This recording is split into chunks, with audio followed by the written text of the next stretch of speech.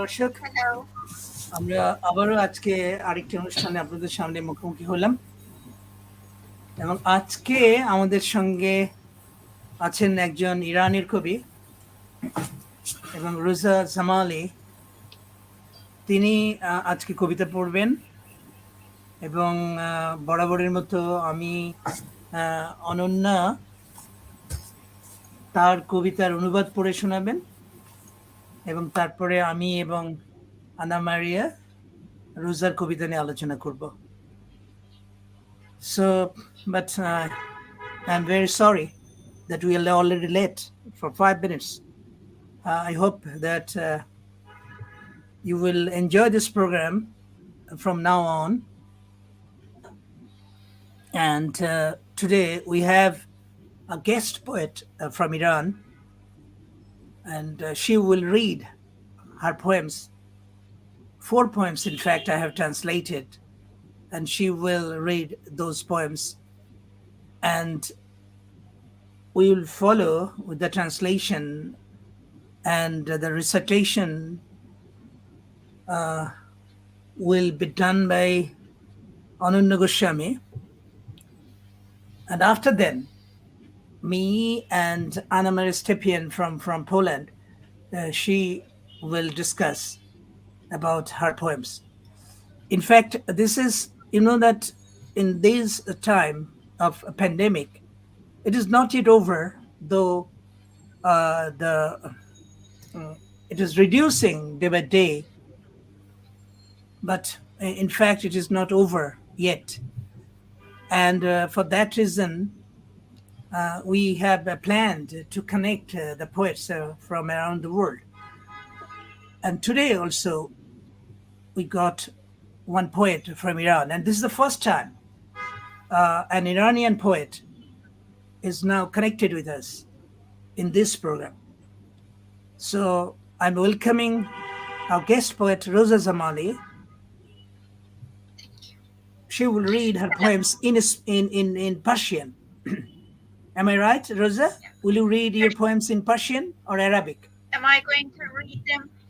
Am I going to read in Persian? You want me to read in Persian? Yes, you will read in Persian. I have both versions right now.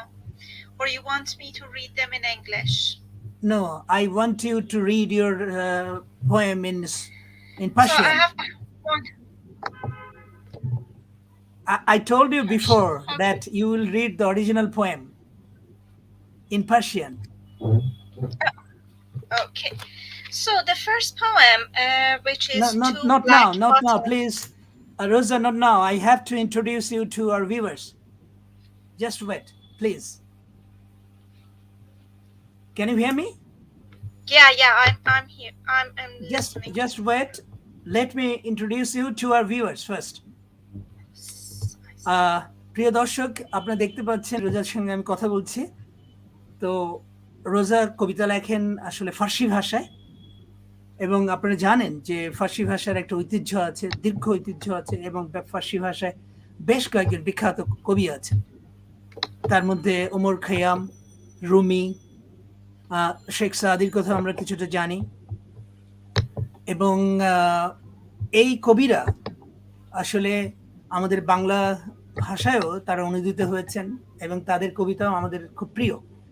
বিশেষ করে এই মুহূর্তে আমি তো বলবো যে রুমি খুবই পরিচিত একজন কবি এবং তিনি বহুল পঠিত একজন কবি। বাংলাদেশেও তার কবিতা খুব জনপ্রিয়, আর সারা পৃথিবী জুড়েই এখন রুমির কথা বলা হয়।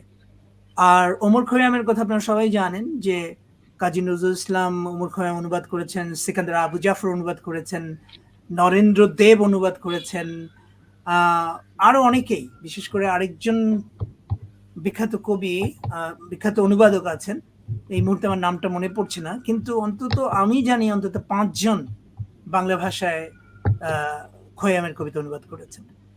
তো সেই রকম একটি দেশের কবি, সমৃদ্ধ সংস্কৃতিতে খুবই সমৃদ্ধ। আপনারা জানেন যে ইরান কিন্তু, বা পার্সিয়ান যে কালচার, সেটা কিন্তু খুবই সমৃদ্ধ সংস্কৃতি।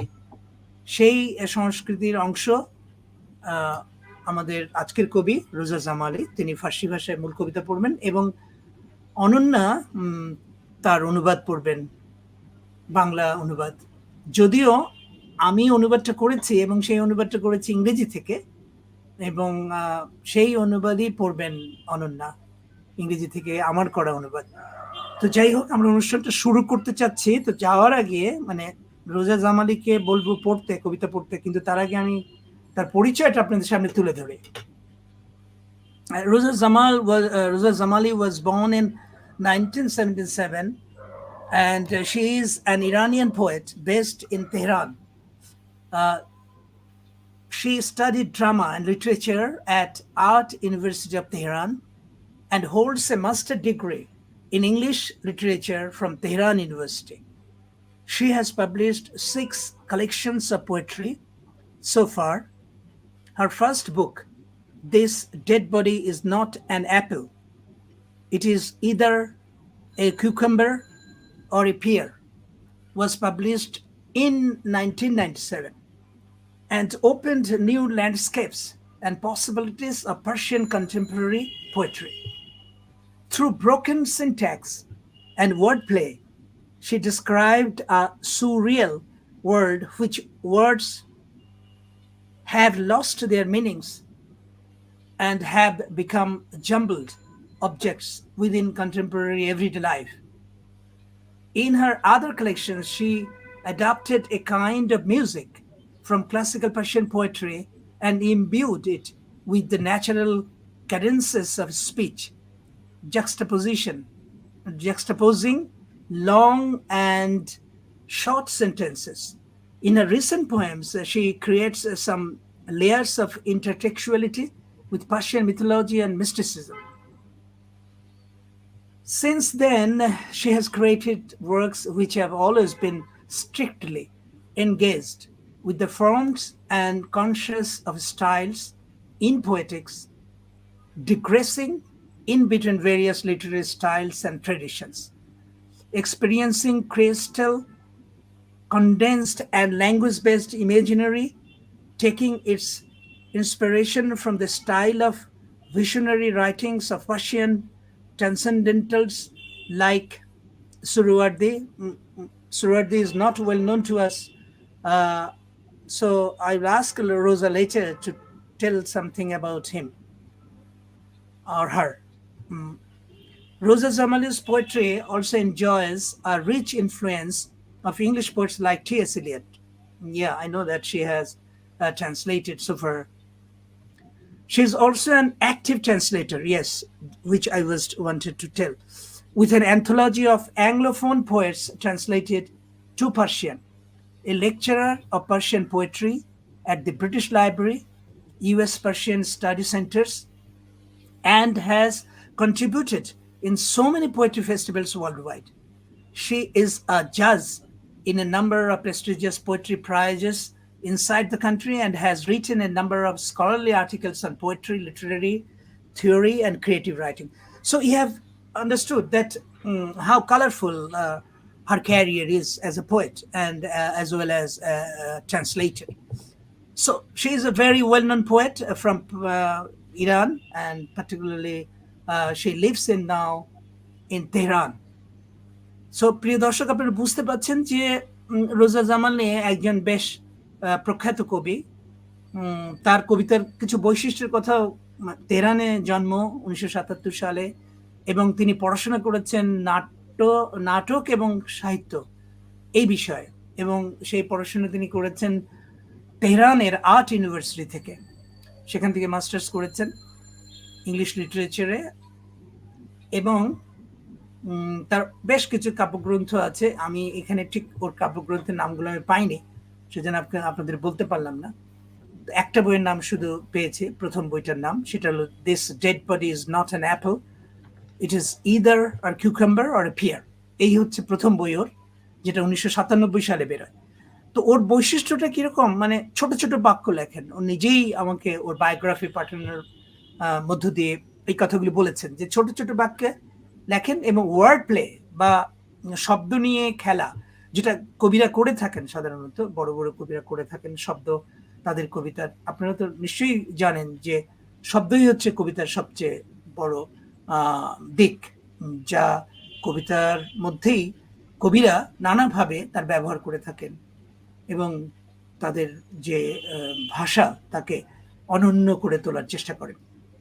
তো এই ব্যাপারটা রোজার মধ্যে আছে। কিন্তু আরেকটি ব্যাপারে খুব গুরুত্বপূর্ণ, সেটা হচ্ছে পার্সিয়ান বা ফার্সি যে ধ্রুপদী সাহিত্য বা কবিতা, ফার্সি কবিতা, সেই কবিতার দ্বারাও তিনি কিন্তু অনেকটা অনুপ্রাণিত এবং সেই কবিতার মিথোলজি অর্থাৎ পার্সিয়ান মিথোলজি, আসলে mythology in Muslim culture there is no mythology. That could be another term we should use. That is the history of culture, ancient culture. That should be more proper language to describe the mythology of Islamic heritage. তো ঠিক আছে, যেটা বলছিলাম যে এই Persian যে mythology বা ধরা যাক যে প্রাচীন যে ফার্সি যে সংস্কৃতি, যা কিনা অনেকটাই মিস্টিক, অনেকটাই রহস্যপূর্ণ। আপনারা জানেন খোয়ামের কথা, তার মধ্যেও আমরা দেখতে পাই, বা রুমির মধ্যেও খুব মিস্টিসিজমের একটা ব্যাপার আছে, মানে মরমী কবিতা। তো এর দ্বারাও প্রভাবিত হয়েছেন রোজা। আমি এত কথা বলছি এই কারণে যে আসলে কবিতা যখন আপনারা শুনবেন, সেই কবির বৈশিষ্ট্যটা যদি বোঝা থাকে বা জানা থাকে কিছুটা আগে থেকে, ধারণা থাকে, তাহলে কিন্তু কবিতা উপভোগ করতে সুবিধা হয়। সেই জন্য আমি এত কথা বললাম। তো আরেকটা ব্যাপার হচ্ছে যে উনি অনুবাদও করেন, যেটা বলেছি, এবং টি.এস. এলিয়টের দ্বারা বেশ ভালোভাবে প্রভাবিত একজন কবি। তিনি নিজেই বলছেন যে টি.এস. এলিয়ট তাকে কিন্তু বেশ অনুপ্রাণিত করে। তো অনেক কথাই আমি বলে ফেললাম, এত কথা বলার ছিল না। তারা আপনারা কবিতা শুনলেই আপনারা বুঝতে পারবেন যে কেমন কবি রোজা জামালি। তো সেই জন্য এখন আমি just I am going to Rosa Jamali, and she will recite her poems written originally in Persian language, of course in modern Persian language. And after then, Ananya will follow with the translation of her poems done by me. Okay, so Rosa, Hello. please, Thank you. you Thank you for recite the your poems. Yes, introduction. now. And I should say hello to your viewers. Thank you for watching the program. So the first poem you want to read is Two Black Buttons. Is that right? Yes, you read, no problem. You read the 5 poems, no problem. So And you then mean I we will read follow with the 4th one. Okay. You randomly you read, no problem, because Persian language is not known to us. Okay. That means So but first, one thing I tell you, there are a lot of people here in Bangladesh, they know the Persian language, and we have the Persian department of Persian language and literature department. We have at our university, that is in Dhaka University, we have the department, and your government is helping us to build it up, helped us in fact to build it, the department. yeah. So we know a little Persian language, not me, but there are a lot of people, they know the Persian language. So you read all the 5 poems, no problem. Okay. So the first one. دکمه. چشمهام به نور کم عادت کردن، به آنها دکمه دوختم، در تاریکی لمسم کن. The second poem, which is titled in English I Pupil, in Persian is Mardomak. Rosa, just a minute. I'm getting some awkward sound from maybe from your part. Something like the drum. Is there any problem? There is nothing like that here. No, there is nothing here. مردمک، خوابهای فوریم را برای شما پست میکنم. لکه هایی که خوابم کرد کهیرهای آخر این دنیا بود. دگردیسی دست ها مرده است. کمی خوش رنگ تر از دیروز شدم. بگو چقدر از روزهایم را مصرف کرده ای و چقدر از تقویم واگیر دارد. قرنطینه مردمکی که جزام گرفته است. چیزی زنگ میزند. اگر گوشه از آن دایره زنگی را به من قرض بدهی، چیزی برای مردن کم ندارم. 5 صبح فردا سال تحویل می شود. تمام کلاغ‌های کتاب مقدس به شور نشستند و جهان پدیده است رو به اتمام.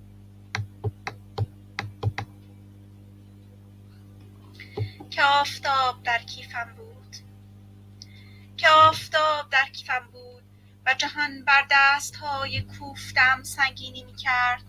به هم رسیده بودیم و من شاخه‌های کور را بلعیده بودم. گویی از طلای سرخ تو بر من ریخته بود و من حیات وحش بودم و صدای من تیر ساکت تو در انعکاس صدای من بود. شبیه ارواحی است که مردگانم را جار می کشد.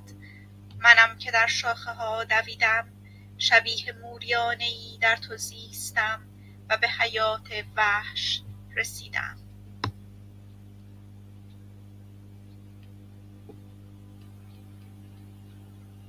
تک سلولی ساعت. چیزی به اشتباه می میرد و آفتاب که نم برداشته است خیس و مات است.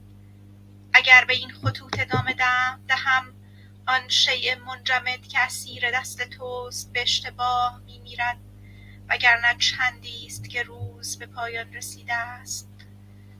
پوک به خانه که می رسم چندی به مکعب‌ها خیرم. جریان ساکن آب بود و آفتاب که نم بر نمی داشت.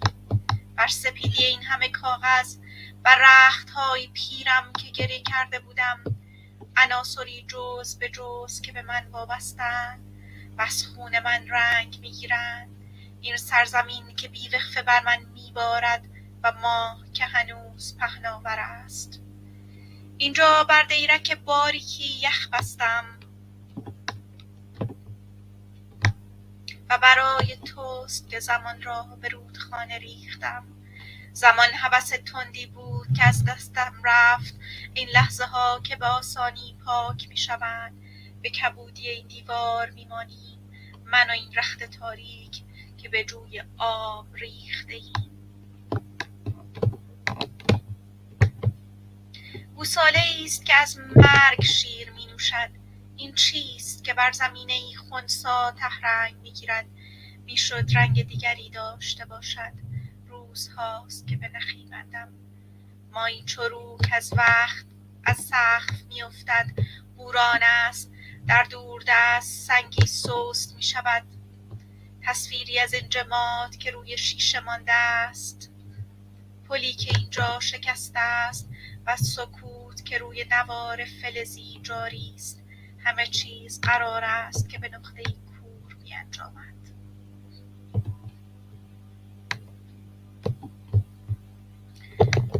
And the next poem, which is called Fern. 7 طبقه بودم. گیاهی مخصوص به تن داشتم. در جشنی شبیه مراسم ختم شرکت کرده بودم. سنگ بر پیشانی برگشتم. بر سرزمین مادریم بار دیگر نگریستم و گریستم.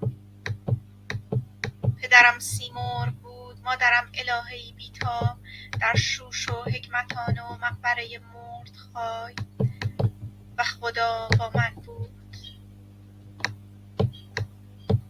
این چشم‌ها دوربین من شدند در تاریکی محض مطلق و من اسطوره گنگ برخورد قاشق‌ها با چنگال بودم در لحظه شام.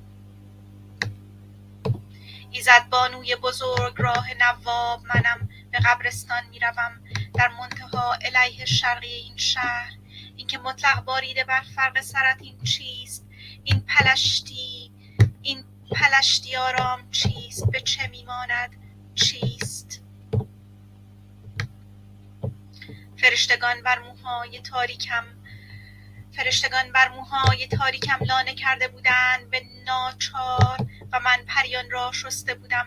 لکه گیری کرده بودم. شبیه برنج دم کرده بودم.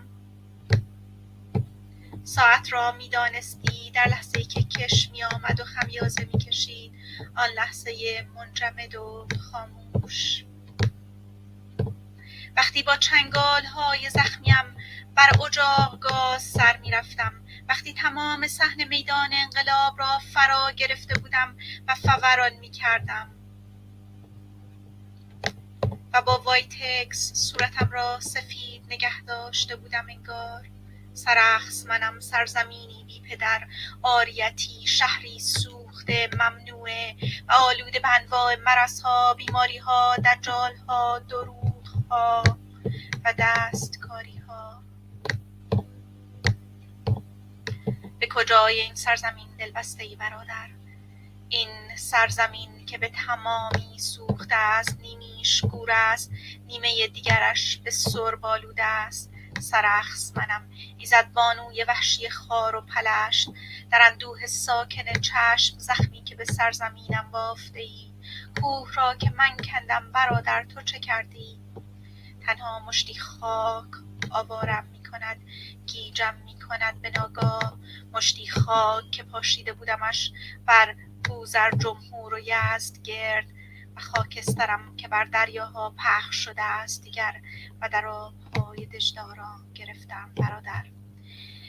این بوی کهنه نامی دهد در عنکبوتی که لانه کرده است درست بر فرق سرم. و تو میدانستین را به ناچار میدانستین را. مراسم نامگذاری به پایان رسیده است. چراغ‌ها را خاموش کنید، فردا شنبه است. آه نمیکشم، پری دخته آینه ها رویده است بر انگشتان سبابم. من که 7 دریا را گری کردم 6000 سال. پس خشم به گوشه صندلی پناه بردم.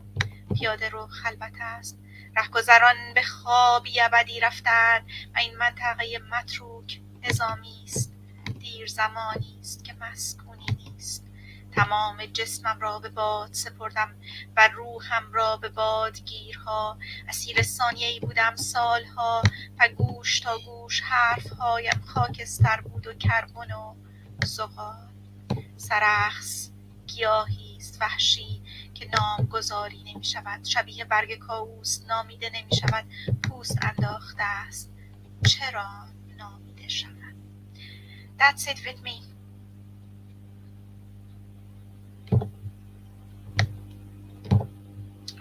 If you have my roots, I can read my roots. Have you got my roots in the list? Then I can Roots. No, I didn't get the roots from you. So that was it up to here. Yes, I was hearing something, some other word, some other sound was coming from your part. It was like this, like it was making the sound like this, like drum. So okay, you have. That's the mouse. Is that the mouse? The mouse of computer? Maybe, yes. Maybe it's the mouse. Very faint. Yes, it was a sound from maybe coming from your mouth. So it's okay. We have heard your original poems, and you have already read 5 poems, right? Yeah. Okay, প্রিয় দর্শক, আপনারা শুনলেন যে রোজা জামালির কণ্ঠে ফার্সি ভাষায় লেখা তার কবিতা আবৃত্তি করলেন এবং খুব চমৎকার পড়েছেন, আপনারা লক্ষ্য করেছেন।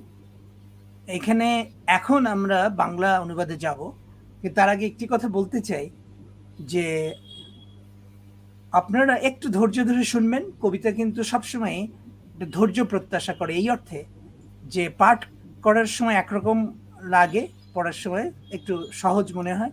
সহজ এই অর্থে যে বুঝতে সুবিধা হয় পাঠ করলে, মানে নিজে নিজে পড়লে। আর যদি শুনি আমরা কবিতা, তাহলে কিন্তু অনেক সময় কবিতার অনেক কিছু আমাদের ঠিকমতো কিন্তু আমরা বুঝতে পারি না, এই অর্থে যে আমরা যদি খুব মনোযোগ দিয়ে না শুনি, তাহলে কিন্তু কবিতার অর্থ ঠিকমতো পাওয়া যায় না। কারণ কবিতার একটি শব্দ, একটা কবিতার একটি শব্দও কিন্তু সেই কবিতার মূল ধারণাকে বা মূল বিষয়কে ধারণ করতে পারে।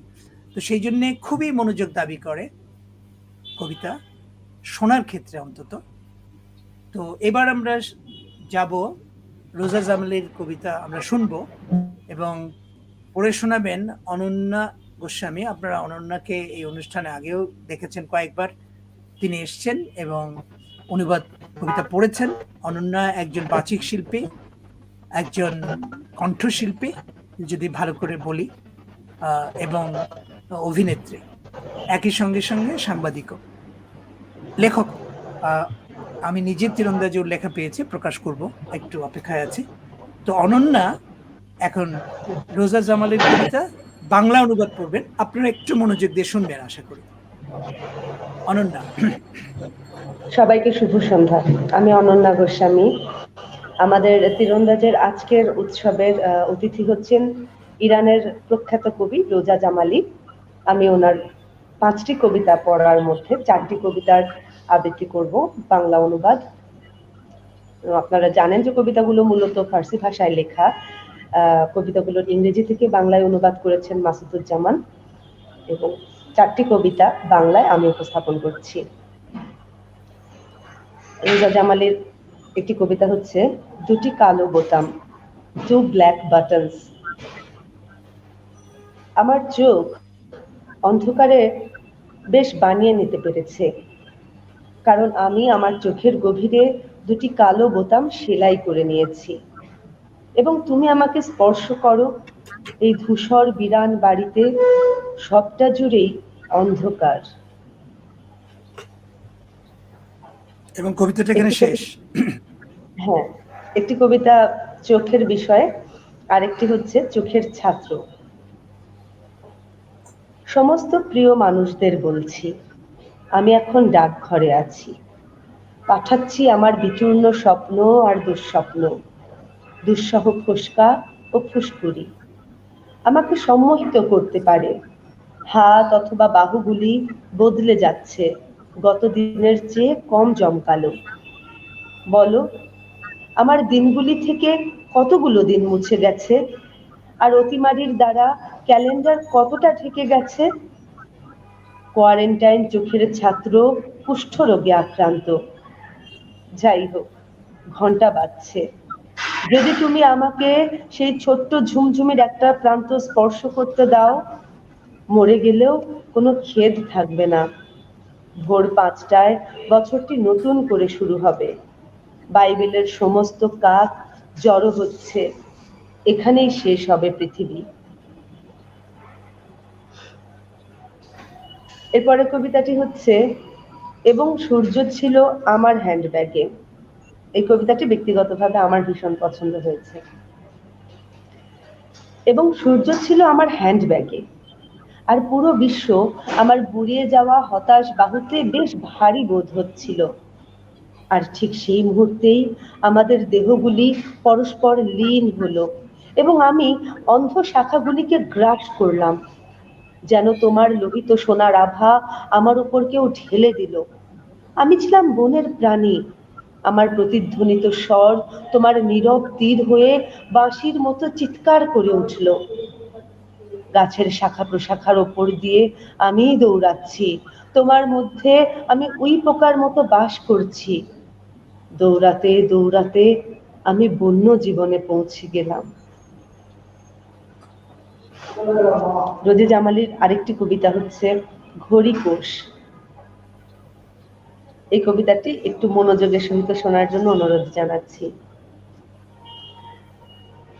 মরে গেলে কিছু একটা ঘটে।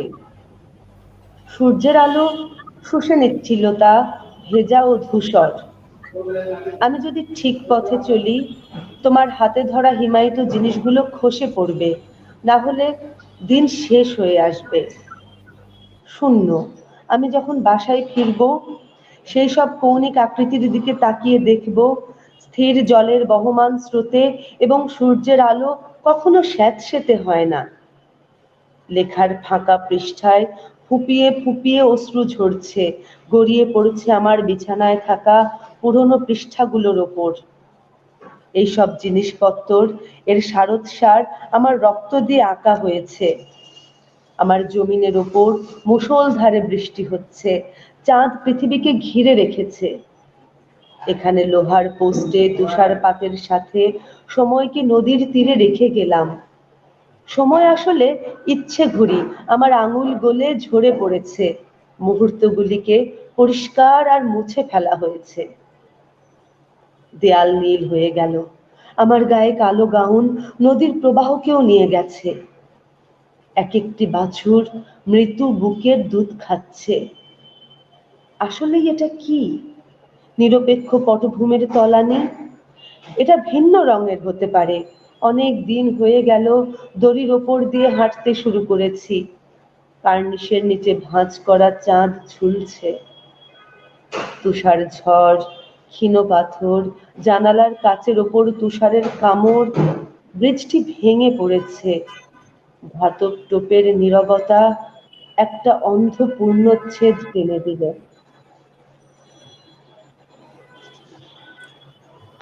ঠিক আছে। আপনারা এতক্ষণ শুনলেন রোজা জামালির ফার্সি ভাষায় লেখা কবিতার বঙ্গানুবাদ। বাংলা অনুবাদ পড়লেন অনন্যা গোস্বামী। একটা জিনিস আপনারা, আমি জানি না, ওর কবিতার যে শব্দ বাক্য নির্মাণ, এটা কিন্তু বেশ গভীর এবং বলা যেতে পারে অপ্রচলিত। আমরা যেভাবে প্রচলিত ভাষায় কথা বলি বা অনেক সময় কবিতা পড়তে অভ্যস্ত, সেই তুলনায় দেখা যাবে যে জামালির কবিতা অনেক বেশি ভাষা শব্দের বিন্যাসের ভেতর দিয়ে একটা নতুনত্ব এনেছে, নতুনত্ব আনে, নতুনত্ব পাওয়া যায়। এবং সেই জন্যে আমাদের ঠিক প্রচলিত কবিতা পাঠের যে অভিজ্ঞতা, সেই কবিতা পাঠের অভিজ্ঞতার চাইতে অনেকখানি আলাদা। অর্থাৎ ওর শব্দ, চিত্রকল্প নির্মাণ এগুলো আলাদা। আমি পরে আসছি এই প্রসঙ্গে, আরো একটু বলবো। এবং এইখানটাই কিন্তু জামালির কবিতার বৈশিষ্ট্য, মানে কেন সে একজন বড় কবি সেটা বোঝা যায় ওর শব্দ ব্যবহার, বাক্য নির্মাণ এবং বলবার কথাগুলিকে একটা নিজস্ব ভঙ্গিতে বলবার যে চেষ্টা আছে, তা থেকেই বোঝা যায় যে তার কবি হিসাবে তিনি কতটা গুরুত্বপূর্ণ এবং কতটা ভালো কবিতা লেখেন। এবং বিশ্ব কবিতার, আমি তো এখন পর্যন্ত প্রায় 56টি দেশের কবিদেরকে এনেছে, তারা এই অনুষ্ঠানে কবিতা পড়েছেন, কিন্তু জামালিকে এদের মধ্যে আমার মনে হয়েছে যে একজন শীর্ষ কবি। তার কবিতা এত ভালো। আমি মূল ইংরেজি থেকে মূল বলবো না, মানে ইংরেজি অনুবাদ থেকে বাংলা করেছে, তাহলে বোঝা যায় যে মূল ফার্সি কবিতাগুলো আরো কত ভালো। আপনারা জানেন যে রবার্ট ফ্রস্ট একটা কথা বলেছেন যে কবিতার যা কিছু কবিতা তা অনুবাদেই হারিয়ে যায়। তো সেটা যদি ভাবি তাহলে কিন্তু বলতেই হবে যে অনেক কিছুই কিন্তু ইংরেজি থেকে প্রথমে অনুবাদে হারিয়েছে অনেকখানি, তারপরে হারিয়েছে আবার যখন আমি ইংরেজি থেকে বাংলা করেছি। মূল কবিতার যে সারোচ্ছার বা মূল কবিতার যে সৌন্দর্য, সেটা অনেকখানি কিন্তু হারিয়েছে। তারপরেও যেটুকু পাওয়া যায় তাও কিন্তু মনে হয় যে মেঘের আড়ালে যখন চাঁদ ওঠে, কিছুটা হলেও যখন ওঠে এবং তার দ্যুতি বা আলো কিন্তু পৃথিবীকে অনেকখানি আলোকিত করতে পারে, সেরকমই আমার মনে হচ্ছে যে এত সুন্দর কবিতা। যেমন প্রথম কবিতাটি ধরুন, একেবারে খুব ছোট্ট একটা কবিতা, খুব বড় নয়, দুটি কালো বোতাম।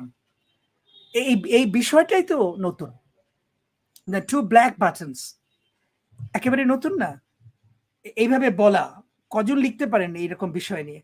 তো ঠিক আছে, আমি এই কবিতাটা আলোচনা করার পরে আমি আবার যাব আনার কাছে, আনা আলোচনা করবেন। আপনারা দেখুন কিভাবে লিখছেন। আমার চোখ অন্ধকারের মধ্যে বেশ মানিয়ে নিতে পেরেছে। তো অন্ধকারের ভিতরে তো এরকম হতেই পারে, আমরা তো ভাবতেই পারি এরকমই হয়। তারপরে বলছেন, মানিয়ে নেওয়ার পরে বলছেন যে আমি আমার চোখের গভীরে দুটি কালো বোতাম সেলাই করে নিয়েছে। চোখের মণিকে আসলে নির্দেশ করছেন। চোখের ভেতরে যে গোল আমাদের যে মণি আছে, বা সেই যে মণি, দুটো মণি, তাকে তিনি বোতাম ভাবছেন এবং তাকে সেলাই করে নিয়েছেন চোখের মধ্যেই। তারপরে বলছেন, মানে এমন ভাবে স্থাপিত দুটো চোখ, এই যে দেখার দৃষ্টিকোণ, আমরা তো সবাই চোখ দেখি, কিন্তু এইভাবে কি দেখি যে দুটো কালো বোতাম যেন দুই চোখে আছে সেলাই করা? এরকম তো ভাবি না। তারপরে তিনি লিখছেন, এবং তুমি আমাকে স্পর্শ করো, এই ধূসর বিরান বাড়িতে সবটা জুড়েই অন্ধকার, কিন্তু এর মধ্যেও কেউ একজন তাকে স্পর্শ করছেন, হয়তো প্রেমিক বা খুব প্রিয় একজন মানুষ। তারপরে বলছেন যে কিন্তু এই বাড়িটা ধূসর, বিরান, মানে কেউ নেই, এবং সবটা জুড়েই অন্ধকার। তো এই যে অন্ধকারের ভেতরে গভীর কালো দুটি চোখ, এবং সেই চোখের কথা বলা, আর কোনো অনুষঙ্গ নেই। এবার আপনাকে ভাবতে হবে অ্যাজ এ রিডার, একজন পাঠক হিসেবে, কি বলা হলো। এই যে মিস্টিসিজম, যেটা ইরানিয়ান কবিতার একটা বৈশিষ্ট্য, সেটা কিন্তু এখানেও পাওয়া যাচ্ছে, এই প্রথম কবিতাতেই পাচ্ছি। আমাদের ভাবতে হচ্ছে যে এই চোখ দুটি কার চোখ। ধরা যাক কবি যিনি লিখছেন, যিনি বর্ণনা করছেন, তার চোখ, কিন্তু তারপরে বলছেন কে তাকে স্পর্শ করছে, এবং এই বাড়িটা ধূসর এবং বিরান কেন, এবং সবটা জুড়ে অন্ধকার এই বাড়ির, কিন্তু তার মধ্যেও যেন এই চোখ দুটি বিশেষভাবে দ্রষ্টব্য হয়ে ওঠে আমাদের কাছে, বিশেষভাবে দেখার বিষয় হয়ে ওঠে কবিতায়।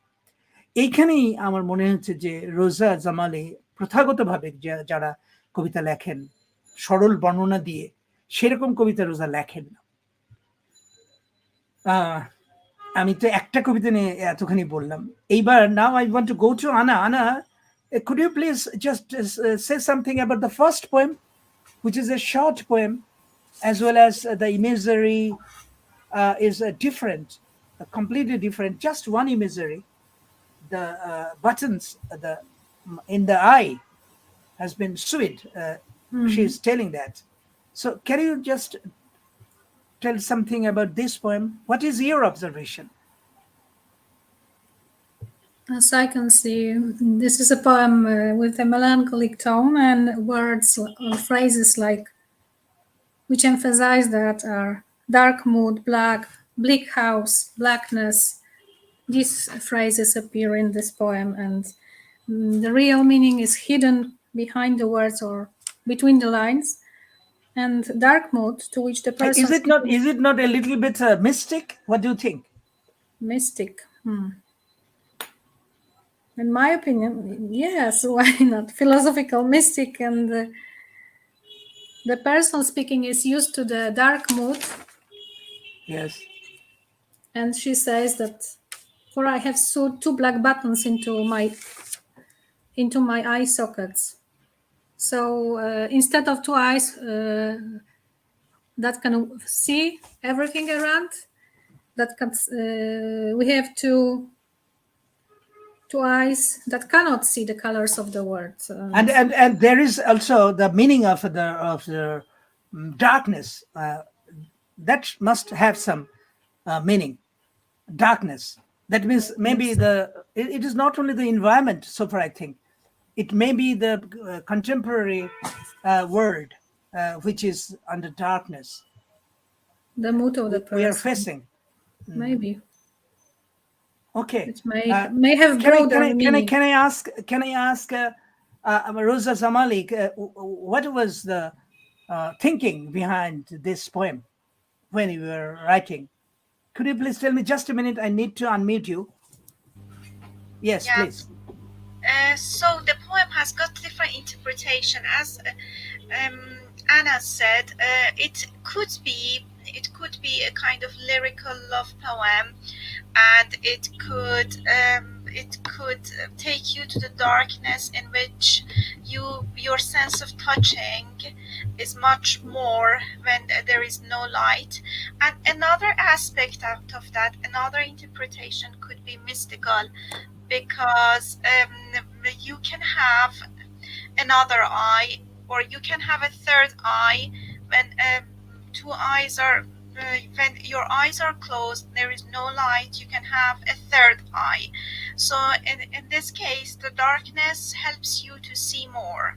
Yes, actually, that is the point that I wanted to say, that you have different interpretation. Also, you can have a kind of Jungian interpretation, like all these items, these symbols could be feminine symbols, like these eye sockets. Yes, that is also a symbolic poem. Yeah, the feminist eyes. You have a kind of like Lacanian or Jungian interpretation. Yes, Jungian. Yeah, female symbols. The archetype. Did you just use the archetype? In this poem, not that much archetypes. In this short poem, just I can say that the first interpretation could be a kind of psychological, based on a kind of psychological theme, or a kind of Jungian, Lacanian aspect of love and a kind of union.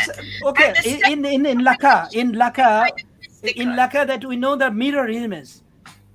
The Laka used the mirror image as one of his thinking. He just wanted to perhaps impart to us. that The object- mirror yeah, image is a very strong mirror image. it He could just be. used. And the object petite, according to Lacan's interpretation, perhaps black buttons could be that object which is mentioned in psychological reading of poetry. But beyond that, there could be a kind of mystical interpretation, which is much more common in this side of the world, in my country. In my Yes. country, traditional yeah. mystical interpretation takes over. In modern And another question: the house. There is a house in the poem, yeah. and what it means. In this poem or another poem? No, in this poem, Yes. because the darkness, it is in a house. Yeah, the bleak There is a house. Perhaps, according to Western poetry and Western literature, this bleak house could take you to depression or a kind of dark mood or so. But according to this side of the world, which everything could take a kind of Rosa, mystical- Rosa, another point, that you are very much influenced by T.S. Eliot, and that is also the Westland we got in his poem. yeah, wasteland. And here also I got something like that.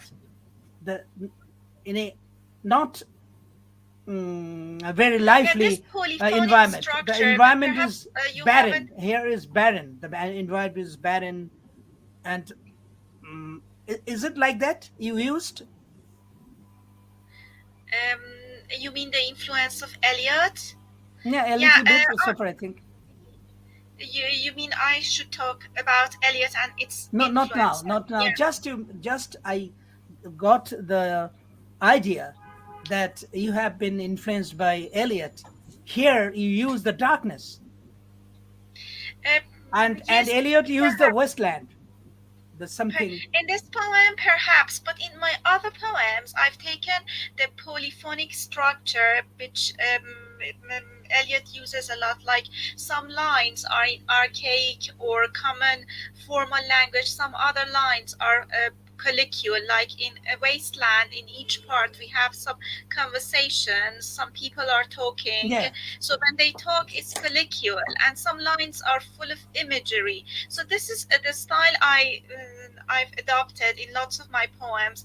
Some lines are taken from the street language, street talk, and some colloquial.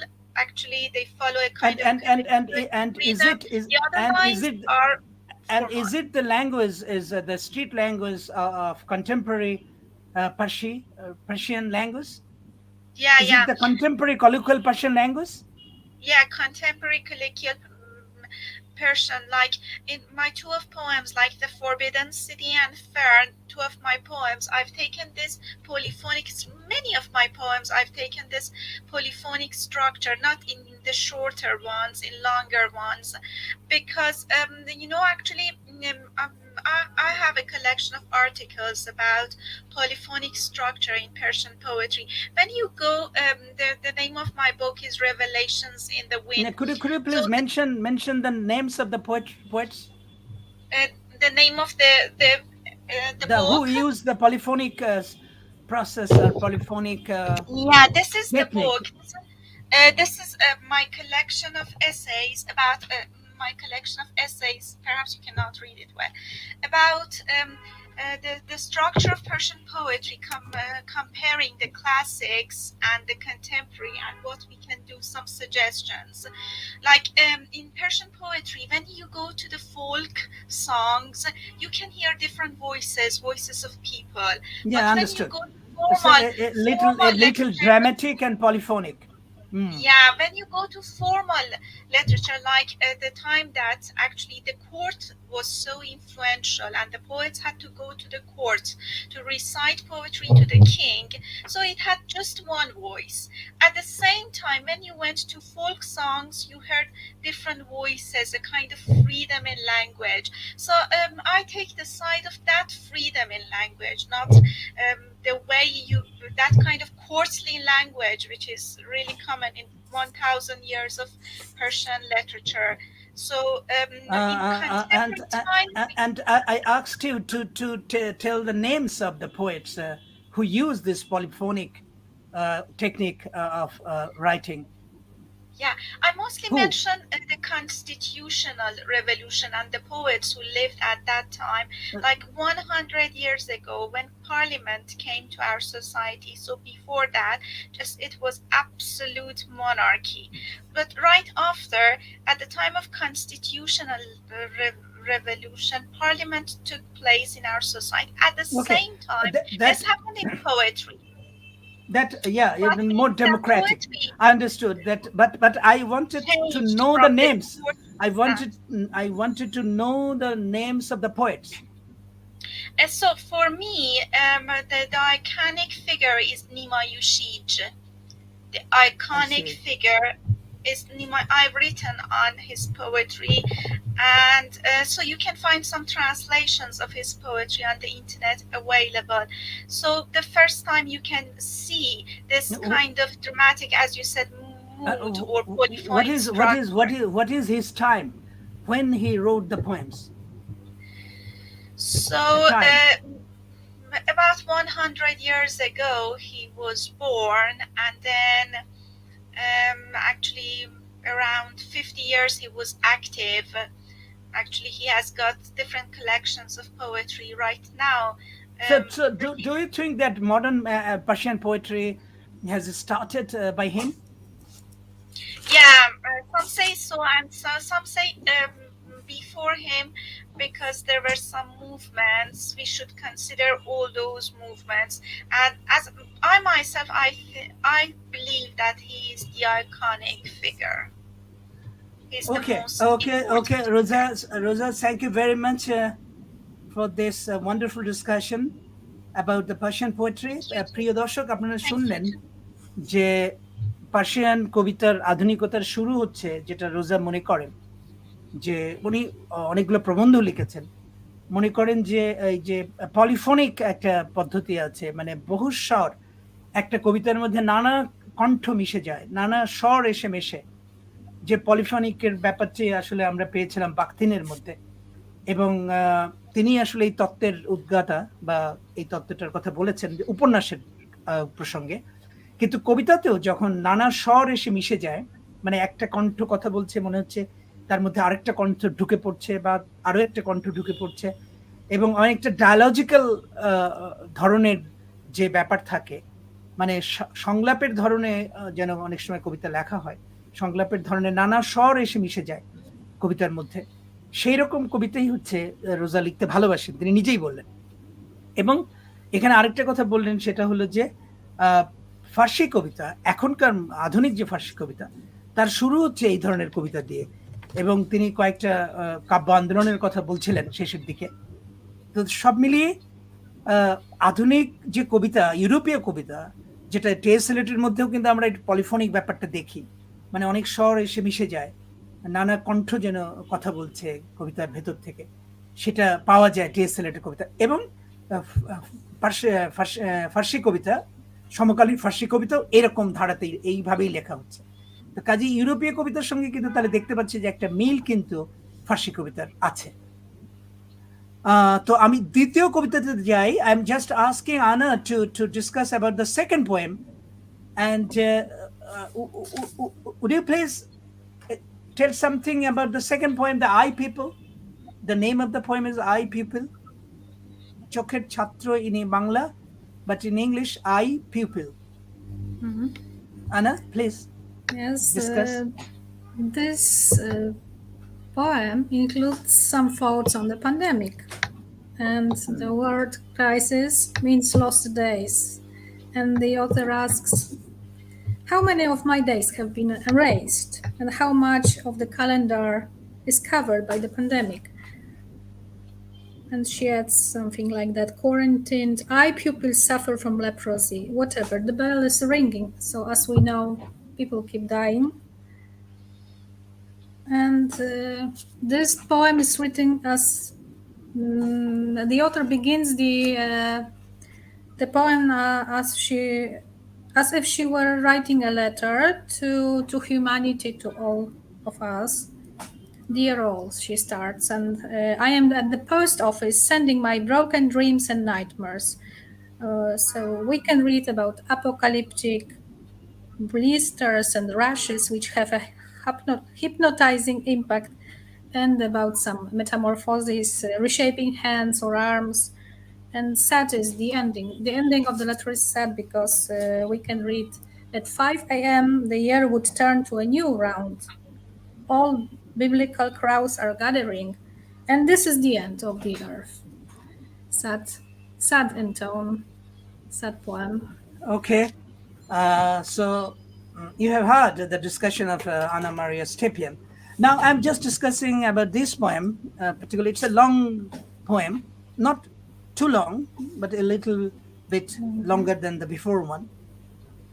এই কবিতাটার নাম আপনারা খেয়াল করেন, এই কবিতাটার নাম হচ্ছে, ইংরেজিতে অনুবাদ করেছেন যেটা রোজা নিজে করেছেন। রোজা তো ইংরেজি সাহিত্যেরই ছাত্র ছিলেন বা ছাত্রী ছিলেন, ইংরেজি সাহিত্য নিয়েই পড়াশোনা করেছেন রোজা, এবং এখন তিনি শিক্ষকও, ইংরেজি সাহিত্যে পড়ান।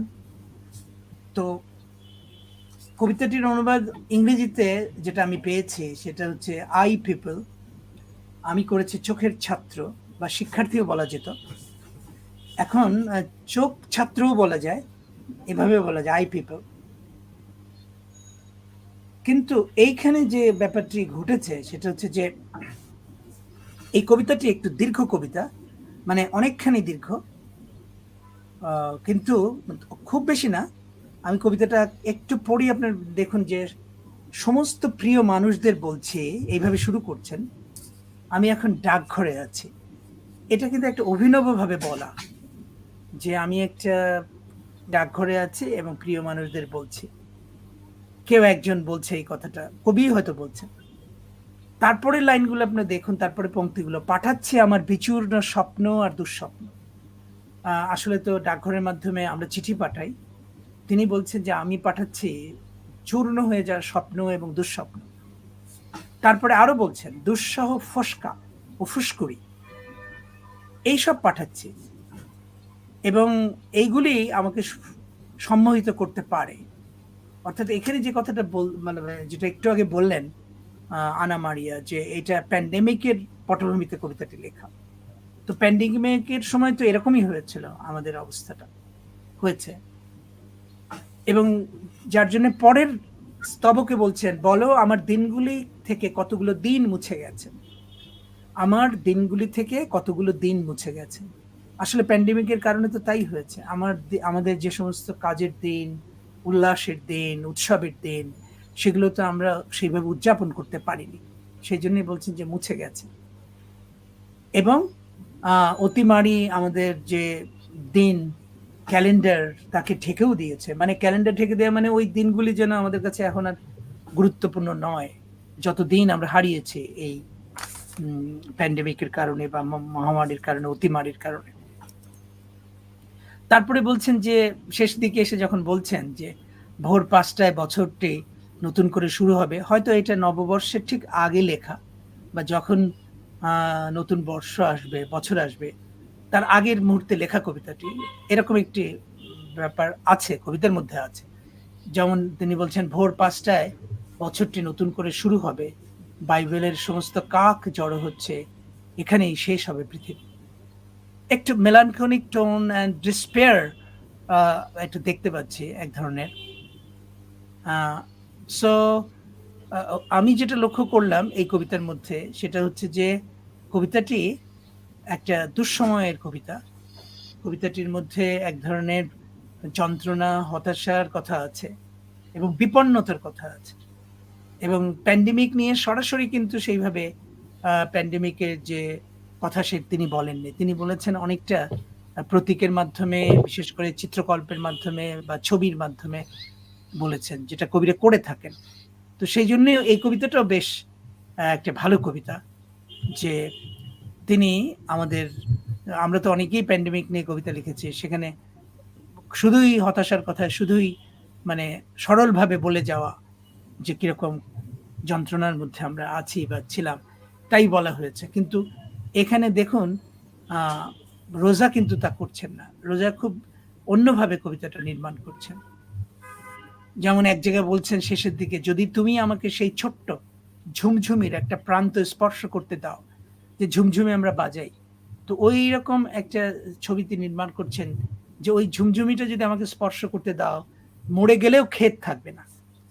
অর্থাৎ এই যে আনন্দ, উল্লাস, উৎসব আমরা করি, যেটা ঝুমঝুমির প্রতীকে তিনি বোঝাতে চাইছেন, বলছেন যে ওটা যদি স্পর্শ করতে দাও এই মুহূর্তে, এই প্যান্ডেমিকের সময়, তাহলে আমার যদি মৃত্যু হয়, তাহলে অনেক কষ্ট থাকবে না, খেদ থাকবে না, যন্ত্রণা থাকবে না। তো এই আশাবাদও কিন্তু এখানে আছে, ব্যক্ত করা হয়েছে, এবং নতুন বছরের শুরুর কথা আছে। কিন্তু এও বলা হচ্ছে যে বাইবেলের কাকগুলো জড়ো হচ্ছে এবং পৃথিবী বোধহয় এখানেই শেষ হয়ে যাবে। So something hopeful and something hopeless. There is a mixed feelings I got from this poem. So now I want to just ask Rosa. Rosa, what do you what was the context or the thinking behind this poem when you were writing? My pupil, yeah. So actually, as Anna said, it's a kind of apocalyptic situation in which that you go to religious texts to interpret the situation, and actually this is what it was in my mind. It's perhaps you're describing the situation, but you want to find a kind of biblical meaning for that, a kind of religious meaning for that. Perhaps you're desperate as a human being that things are going wrong this way, but you cannot find the meaning behind that, so you need some help. That's it, yeah. Yeah, you use the biblical mythology, but it is crows. Yeah, crows. So the birds, yeah, I understood. So in fact, you are I must say that you are a secular poet, in terms of what Edward Said said, that secularism must be there in literature. And I got that idea from this poem. You use the biblical mythology, not any Islamic mythology. So that is my point. The point here that is the poet is always universal. Here is, yeah, the crows here. I don't know, in most of cultures, when you have a group of crows coming together, it means that it's sinister and ominous and something bad is happening. I see that in this culture, in Iranian culture, this is the same, and in Bible, the crows have special meaning. But here, as a kind of image, I've taken that as a kind of image. It's not that much connected and related to a religious text, but it's apocalyptic, and perhaps it shows a kind of actually desperate mood that human being cannot understand why things like this happen, and they need to find out and ask that from the crows. Crows are gathering and just deciding. Perhaps we cannot find out why things go wrong this way. Well, the reader, the viewer, you have understood that what Rosa Jamali said to us. My point was that it is a poem of despair and hope. Both we got it from this poem, because there is in the end we got the beginning of a new year, and maybe this new Yeah, year. yeah, exactly. Because we have in Persian calendar, we say tomorrow at 6 o'clock the year would turn to a new round. I don't know whether in all cultures you have the exact time that the year would go to the exact round, because it's solar calendar. The last line actually refers to this solar calendar, which actually shows a kind of metamorphosis of nature. This Yes. is the point about So new year, and then exactly at that time you should think about your wishes and the changes in the nature and things around you. Okay, thank you very much. Just we have discussed. I think it must be like Chinese year, that at a certain time. Is it the lunar year? I think lunar calendar you have just mentioned here. Solar. Lunar also, just the moon based. In Islamic world, they follow the lunar year or the month, like Ramadan. In Persia, and I think in Persia and China, I don't know about Chinese New Year, but the signs are similar. For example, we say this is the year of ox, the year is the year of lion, the other is the year of based on things. And there is a special moment which we say that the year is going to return, and at the same time people gather and just they ask for their wishes and they make a wish or Yeah, so. I understood. Okay, জামালে আমরা আসলে কবিতাটা বুঝতে চেষ্টা করছিলাম। এখানে যেটা ঘটেছে সেটা হচ্ছে যে কবিতা এই মহামারীর কাল চলছে ঠিকই, সেখানে হতাশার কথা আছে, যন্ত্রণার কথা আছে, কিন্তু আবার শেষের দিকে একটা নতুন বছরের সূচনার কথা বলছেন রোজা জামালি। অর্থাৎ একটা নতুন বছর শুরু হতে যাচ্ছে, সেই শুরুটা আবার এক ধরনের আশাবাদের ভেতর দিয়ে শুরু হচ্ছে। অর্থাৎ শুধুই প্যান্ডেমিকের সময় মানব জাতি যে শুধু মানে যন্ত্রণার মধ্যেই নিপতিত হয়েছিল তাই নয়, একটা আশার কথাও তারা ভেবেছে যে ভবিষ্যতের দিনগুলি অন্তত আরো ভালো হবে, আরো আশাপ্রদ হবে আমাদের কাছে।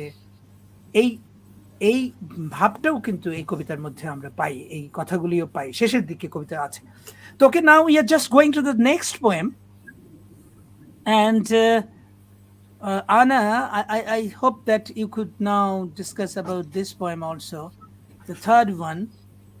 It is and the sun was in my handbag. It is in fact the translation of the original poem. The title is and the sun was in my handbag.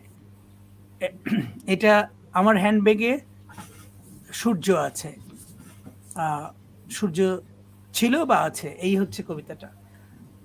মানে মূল ইংরেজি অনুবাদটা হচ্ছে এরকম, and the sun was in my handbag. আমি অনুবাদটা করেছি এবং সূর্য ছিল আমার হ্যান্ডব্যাগে। তো now I just requesting Anna to discuss about this poem. Anna, please. As I can see the poem, it's a poem rich in imagery, thought-provoking and unsettling, no colorful visions, the sun hidden in a handbag. The word felt heavy on my aged, frustrated arms. This is how the poem starts. And then we read, just the moment our bodies merge ever since, and I had devoured the blind branches as if your crimson gold had pulled over me, and I was wildlife, and my voice was your silent arrow in the echo of my voice. Screaming, and this is the point, screaming like a banshee.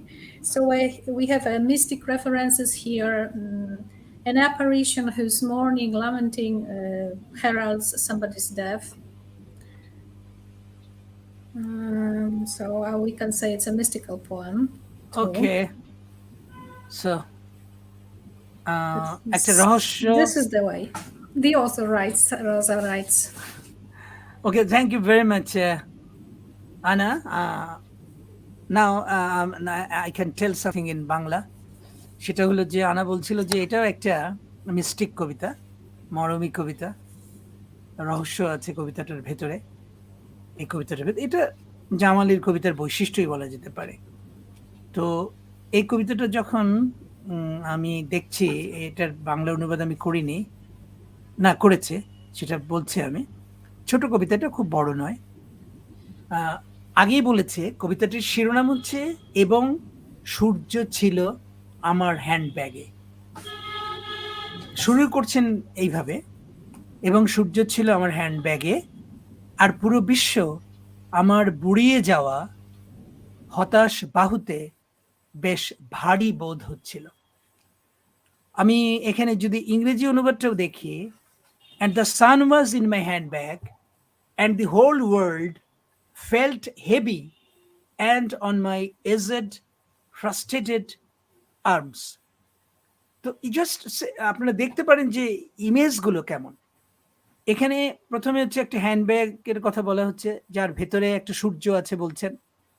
তারপরে আবার বলছেন যে এই পুরো পৃথিবীটা আমার এই বুড়িয়ে যাওয়া, মানে এজেড, হাতে বেশ ভারী মনে হচ্ছে। মানে এই হ্যান্ডব্যাগ কিন্তু সাধারণ হ্যান্ডব্যাগ নয়, সূর্যটা তার ভিতরে আছে ঠিকই, এবং পুরো বিশ্বটাই যেন মানে বয়ে নিয়ে যাচ্ছেন এই কবি, মানে যে কেউ, মানে বলতে পারেন যে একটা কল্পিত ব্যাপার আছে যে পুরো বিশ্বটাই বয়ে নিয়ে যাওয়া হচ্ছে এবং ভারী মনে হচ্ছে, হাতে বয়ে নিয়ে যাওয়া বেশ ভারী লাগছে, এবং তার মধ্যে সূর্যও আছে। মানে হ্যান্ডব্যাগ, তার মধ্যে বিশ্ব, তার মধ্যে সূর্য, এবং সেটাকে বয়ে নিয়ে যাচ্ছে কেউ, বা আমরা, মানে পৃথিবীটা সেইভাবে চলছে, এবং তার ফলে খুব ভারী মনে হচ্ছে সবকিছু। হবেই তো, সারা বিশ্ব যদি কাউকে বয়ে নিয়ে যেতে হয়, মানব জাতি যেভাবে চলেছে, যেন বয়ে নিয়ে যাচ্ছে মানুষ পৃথিবীটাকে, কিন্তু এখন সেই পৃথিবী বুড়িয়ে গেছে এবং সেই পৃথিবীর বয়স হয়েছে, এবং সেই জন্যে হাতের জোরও কমে গেছে, বয়ে নিয়ে যাওয়ার শক্তিও কমেছে, সেই জন্য ভারী বোধ হচ্ছে। এই যে বলাটা, মানে প্রথম দুই বাক্যে এতগুলি কথা কিন্তু বললেন, এত মানে পরিষ্কারভাবে বললেন। তারপরে লিখছেন ঠিক সেই মুহূর্তেই আমাদের দেহগুলি পরস্পর লীন হলো।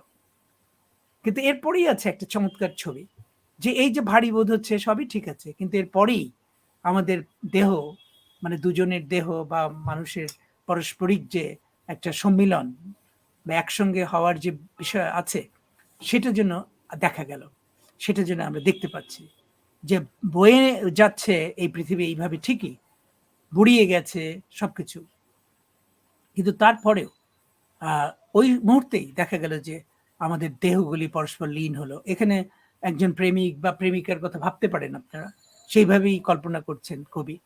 এবং তারপরে লিখছেন, আমি অন্ধ শাখাগুলিকে গ্রাস করলাম, যেন তোমার লোহিত সোনার আভা আমার উপর কেউ ঢেলে দিল। এই লাইনটা খুবই সুন্দর, যেন তোমার লোহিত সোনার আভা আমার উপর কেউ ঢেলে দিল। ইংরেজিতে ছিল এরকম, just the moment our bodies merged ever since, and I had devoured the blind branches. তারপরের লাইনটা দেখুন, as if your crimson gold had poured over me. As if your crimson gold had poured over me. And I was a wildlife. তো এই যে কেউ যেন crimson gold আমার উপরে ঢেলে দিচ্ছে, যেটাকে আমি বলেছি সোনালী আভা। ক্রিমসন গোল্ডের বাংলা করা খুব কঠিন, কিন্তু আমি যেভাবে করেছি যে সোনালী লোহিত সোনার আভা আমার উপর যেন কেউ ঢেলে দেবে। এবং তখন আমি হয়ে গেলাম একজন, আমি ছিলাম বনের প্রাণী, আমি একজন বনের প্রাণী হয়ে উঠেছিলাম, আমার প্রতিধ্বনিত স্বর তোমার নীরব তীর। এই কবিতাটা সত্যি মানে চিত্রকল্পের দিক থেকে, ছবির নির্মাণের দিক থেকে, বা বলবার ভঙ্গির দিক থেকে খুব অসাধারণ একটি কবিতা। এবং অনন্যা বলছিল যে এই কবিতাটি ওর খুব প্রিয়, ভালো লেগেছে। আমারও আসলে তাই ভালো লেগেছে, কারণ এই কবিতার মধ্যে অনেক রকমের কাজ আছে, বিশেষ করে চিত্রকল্প না বলেও যদি বলি, কিছু দৃশ্য কল্পনা করেছেন, দৃশ্য কল্পনা আছে, এবং যেগুলি খুবই মানে আমাদের অনুভূতিকে উস্কে দেয় বা আমাদের অনুভূতির কথা বলে।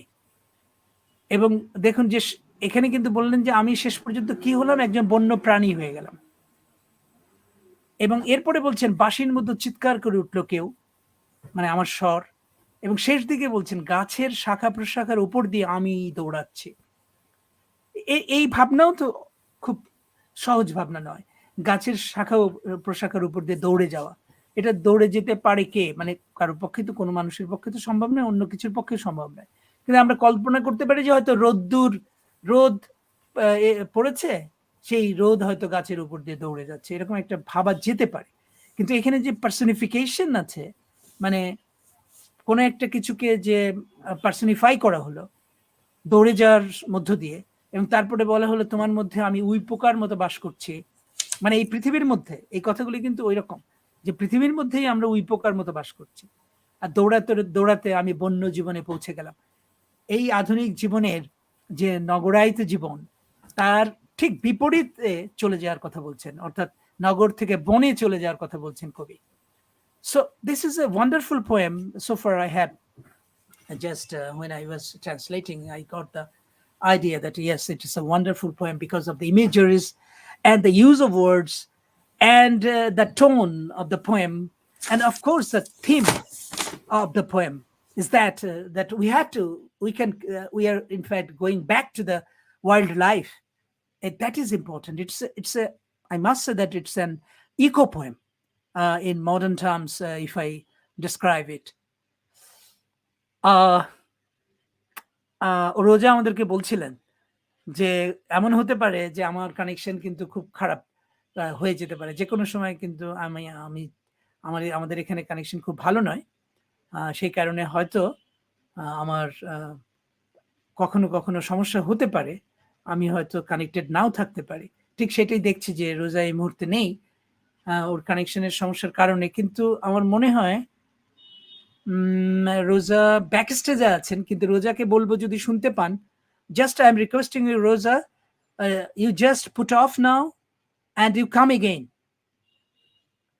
and refresh your connection.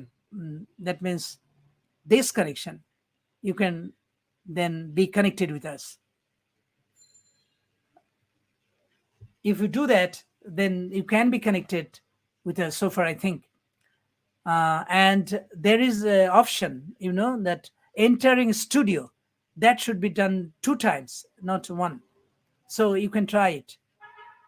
Rosa, if you hear me, ঠিক আছে, আমরা ওর কবিতা নিয়ে অনেক কথা বলেছি এবং খুবই ভালো কিছু কিছু বিশ্লেষণ আমি বিশেষ করে তো আনার কাছ থেকেও পেলাম, আমি নিজেও আপনাদেরকে বললাম। তো এই কবিতাটার আলোচনা এখানে শেষ হলো। আরেকটা কবিতার আলোচনা দিয়ে আমরা আমাদের অনুষ্ঠানটা শেষ করব। সেই কবিতাটা হচ্ছে ঘড়ি কোষ বা ক্লক সেল বলা হচ্ছে। ক্লক সেল, আপনারা খেয়াল করুন, ঘড়ি তার আবার কোষ মানে সেল, এইভাবে কবিতাটা লিখেছেন উনি। আমি ইংরেজি কবিতাটার যদি কিছুটা বলি তাহলে এই বাংলা অনুবাদটা আপনাদের বুঝতে খুব সুবিধা হবে। ক্লক সেল কবিতাটার নাম আমি আগেই বলেছি, ইংরেজি অনুবাদে পাঠিয়েছেন আমাকে রোজা, এবং সেখানে আছে ইংরেজি কবিতাটা পরে আমি আসছি, বাট আমি প্রথমে এই কবিতাটা বাংলা যে অনুবাদ সেটা একটু আপনাদেরকে পড়ে একটু আলোচনা করি। এটা একটু দীর্ঘ কবিতা, ইনফ্যাক্ট যতগুলো কবিতা পেয়েছে আমি তার মধ্যে এটা সবচেয়ে দীর্ঘ কবিতা, এবং এই কবিতাটাও খুব মনোযোগ দাবি করে। আসলে রোজার সব কবিতাই মনোযোগ দাবি করে খুব বেশি, আপনাকে ভাবতে হবে, কল্পনা করতে হবে, তিনি নিজে কল্পনা করে কোথায় পৌঁছে দিচ্ছেন পাঠককে। একটা কবিতার কিন্তু এটাই বৈশিষ্ট্য, কবিতা কিন্তু আপনি দেখবেন যে কবির কল্পনা পাঠককে কিন্তু কোথাও না কোথাও পৌঁছে দেয়, সেই তার সঙ্গে জার্নি করতে হয়, অর্থাৎ কবির সঙ্গে চলতে হয়, কবির শব্দের সঙ্গে বাক্যের সঙ্গে চলতেই কিন্তু কবিতাটি আমাদের কাছে অনুভববেদ্য হয়ে ওঠে। তো so far I think that I got Rosa. Rosa is trying, in fact Rosa Jamali, she is trying to connect with us again, but not yet. Rosa, you are not fully connected yet, because of you have to choose the option of entering studio 2 times, not 1, not only one time. Just you have to try it 2 times. ঠিক আছে, আমরা রোজাকে পাচ্ছি না, কিন্তু ওর কবিতা নিয়ে তো আলোচনা করতে পারি। দেখি আমি পাই কিনা, এখন পর্যন্ত পাইনি। আপনি দেখবেন যে রোজাকে কিন্তু ঠিক পাওয়া যাচ্ছে না, কানেকশনটা সেইভাবে নাই। রোজা হয়তো ভাবছেন যে উনি হয়তো ব্যাক স্টেজে আছেন, but she is not, she is just on back stage, but not fully on stage. I think Rosa can understand the connection is not good, so she is not connected with us. Okay, no problem. Just I'm discussing the last poem which I have translated and Rosa sent to me. এই কবিতাটা সম্পর্কে আবার বলি আমি। সেটা হলো যে খুব সুন্দর কবিতা এটাও আগেই বলেছি, কবিতাটার নামটাই কিন্তু খুব সুন্দর, ঘড়ি কোষ, ক্লক সেল। তিনি বলছেন মরে গেলে কিছু একটা ঘটে, এইভাবে শুরু। এক ধরনের দার্শনিক উচ্চারণই বটে, সেটা হচ্ছে মরে গেলে কিছু একটা ঘটে। সূর্যের আলো যা শুষে নিচ্ছিল তা ভেজা ও ধূসর, আমি যদি ঠিক পথে চলি তোমার হাতে ধরা হিমায়িত জিনিসগুলো খসে পড়বে। তো এই যে জার্নি, মৃত্যুর পরে কি হতে পারে সেরকম একটা ভাবনা কিন্তু কাজ করছে এখানে। এখানে আরেকটা কথা বলি, কবিতা কিন্তু সব কথা বুঝিয়ে বলে না। কবিতার একটা বৈশিষ্ট্য হচ্ছে, কবিতায় যে কথাগুলি কবি বলেন তা যে সবসময় বুঝতে পারবো আমরা তা নয়। স্যার রবার্ট লাওয়েল একটা কথা বলতেন যে বোঝানোর দায়িত্ব নয় কবিতার, বা কবির দায়িত্ব নয় বোঝানোর, পুরোপুরি বুঝিয়ে বলার কথা নয় কবির। কবিতা শুধু প্রাণিত করতে পারে, কবিতা শুধু আমাদেরকে উজ্জীবিত করতে পারে, উদ্দীপ্ত করতে পারে। এই কথাটা যদি মনে রাখে তাহলে রোজার কবিতা কিন্তু বুঝতে খুব সুবিধা হবে। তিনি কিন্তু সরাসরি কখনো কথা বলেন না, সরাসরি কোনো বক্তব্য কবিতার মধ্যে পাওয়া যায় না। কিন্তু তিনি যেটা শুরু করলেন, ধরুন এই যে মৃত্যুর মধ্য দিয়ে কবিতাটি শুরু করলেন, তারপরে কি হলো? তারপরে বলছেন যে শূন্যতা, এবং কিভাবে ওর পর্যবেক্ষণ দৃষ্টি কিন্তু খুব তীক্ষ্ণ, মানে রোজার। তিনি বলছেন শূন্য, আমি যখন বাসায় ফিরবো সেই সব কৌণিক আকৃতির দিকে তাকিয়ে দেখব। কৌণিক আকৃতির মানে ওই যে ট্রায়াঙ্গুলার ধরনের কিছু অবজেক্ট আছে সেটা দেখবেন। তারপরে বলছেন স্থির জলের বহমান স্রোত এবং সূর্যের আলো যা কখনো স্যাঁতসেঁতে হয় না, লেখার ফাঁকা পৃষ্ঠায় ফুপিয়ে ফুপিয়ে অশ্রু ঝরছে। এই জায়গাটা খুবই সুন্দর।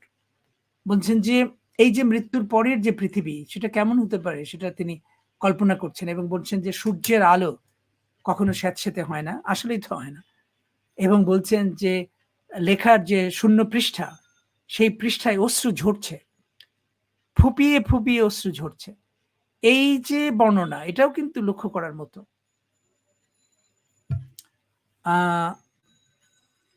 রোজাকে কিন্তু আবার আমরা দেখছি যে তিনি চেষ্টা করছেন ফ্রম ব্যাক স্টেজ, কিন্তু ঢুকতে পারছেন না। সো এনিওয়ে, যেটা বলছিলাম যে এই যে মৃত্যুর পরের যে কিছু অনুষঙ্গ সেটা কেমন হতে পারে, তার একটা মানে রহস্যময় কিছু কথা কিন্তু এই কবিতার মধ্যে আছে। এবং কিছু কিছু অংশ আছে খুবই সুন্দর, যেমন শূন্য কাগজের ফাঁকা পৃষ্ঠার উপরে অশ্রু ঝরে পড়ছে, ফুপিয়ে ফুপিয়ে অশ্রু ঝরছে। এই অশ্রুকেও তিনি অন্যভাবে বর্ণনা করলেন যে অশ্রু ফুপিয়ে ফুপিয়ে ঝরতে পারে, সেই কথাটা বলছেন। তারপরে বলছেন গড়িয়ে পড়ছে আমার বিছানায় থাকা পুরনো পৃষ্ঠাগুলোর ওপর। তো এই যে বলা, এবং শেষ দিকে তিনি যখন বলছেন যে দেয়াল নীল হয়ে গেল, আমার গায়ে কালো গাউন, এটাও কিন্তু মৃত্যুর একটা অনুষঙ্গ এনে দেয়। তারপরে বলছেন যে অনেক দিন হয়ে গেল দড়ির ওপর দিয়ে হাঁটতে শুরু করেছি, কার্নিশের নিচে ভাঁজ করা চাঁদ ঝুলছে। এটা খুবই সুন্দর একটা ছবি বা বলার একটা ভঙ্গি।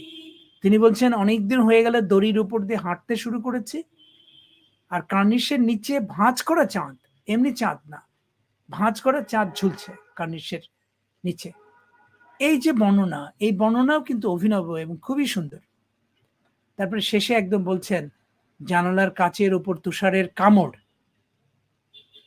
তুষার এসে পড়ছে এরকম কথা বলছেন না, বলছেন তুষার যেন কামড় দিচ্ছে জানালার কাচের উপর। তারপর বলছেন বৃষ্টি ভেঙে পড়েছে। এই সবই কিন্তু মৃত্যুর অনুষঙ্গ। আপনারা বুঝতেই পারেন কবিতাটা কিন্তু একটা মৃত্যু চিন্তাকে ঘিরে কবিতাটি। তো সেই জন্যই সবকিছুই যেন বিনষ্ট হয়ে যাচ্ছে, সেই রকমই একটা অনুভূতি আপনারা কিন্তু সেই অনুভূতিরই কথা আমরা পাই। তো শেষ দিকে বলছেন একটা অন্ধ পূর্ণচ্ছেদ টেনে দিল, একটা অন্ধ পূর্ণচ্ছেদ টেনে দিল, অর্থাৎ একদম সবকিছু ক্লোজ করে দিল একটা অন্ধ কেউ। এবং ইংরেজিটা দেখুন যে এখানে ইংরেজির এটা হচ্ছে যে বাক্যটা কিরকম ছিল, আমি দেখাই, একটু বলি। Silence on a metal tape, metal tape, টেপের উপরে silence, silence on a metal tape ending to a blind full stop. এই যে silence on a metal tape ending to a blind full stop, এই কথাগুলি কিন্তু খুব সহজ নয়, মানে বুঝতে পারা কিন্তু সহজ নয়। এটা অনেকটাই মরমী কবিতা, অনেকটাই মিস্টিক কবিতা। কারণ সাইলেন্স মানে নৈশব্দে এসে বসে থাকে কোনো মেটালিক ধাতব টেপের উপর, এবং তারপরে বলছেন যে কোনো একজন অন্ধ সবকিছু শেষ করে দিল। এটাই হচ্ছে মৃত্যু, এটাই হচ্ছে জীবন। এবং মৃত্যুর ব্যাপারটি এরকমই ঘটে যে সবকিছু শেষ হয়ে যায়, এবং একটা কোনো এক অন্ধ যার কথা আমরা জানতেই পারি না, বুঝতেই পারি না যে কে জীবনের পরিসমাপ্তি ঘটাচ্ছে। যদি ধর্মীয় দৃষ্টিকোণ থেকে না ব্যাখ্যা করি, তাহলে অন্যভাবে যদি বলি, বাস্তবেই কে আমাদের জীবনের সমাপ্তি টেনে দিচ্ছে, মৃত্যু ঘটাচ্ছে, সেটা কিন্তু আমরা বুঝতে পারি না। তো এই কবিতাটার মধ্যেও কিন্তু একটা চমৎকার একটা বিষয় আছে, সেটা হচ্ছে যে এটা একটা মরমী কবিতা, মৃত্যু বিষয়ক কবিতা, কিন্তু মৃত্যুকে দেখা হয়েছে, মৃত্যুর কথা বলেছেন কবি ইমেজের ভেতর দিয়ে, এবং সেই ইমেজগুলি হচ্ছে অভিনব, খুব সুন্দর ইমেজ, যেটা আমি আপনাদেরকে বললাম। So now I'm just going to Anna. Still Rosa Jamali is trying to connect with us, but in vain. She couldn't success till now. She couldn't. So just, but we have to continue this program. So I'm asking Anna to discuss on this poem, and then we'll conclude this poetry session. But we are very unfortunate, and it is the situation that we are not, the poet is not with us. She is not present with us. So, okay, last poem, and Anna will discuss on this poem. And after then, we'll conclude this recitation and discussion session. Please, Anna. Yes, it would be good to hear Rosa talking about the context of this poem, which is not very direct and rather thought-provoking. We should read carefully the images here. We have clocks, so passing time, dying, many images. I don't know if I can explain it better. Yeah, Rosa could explain this poem more better, of course, but she is not with us. We are very unfortunate that we couldn't hear, we cannot hear her words. Okay, you go ahead, and after then we'll conclude this session. Please. Yeah, so she's talking about the time passing here, like time was a whim, slipped away from my fingers. The moments have been cleaned and cleared.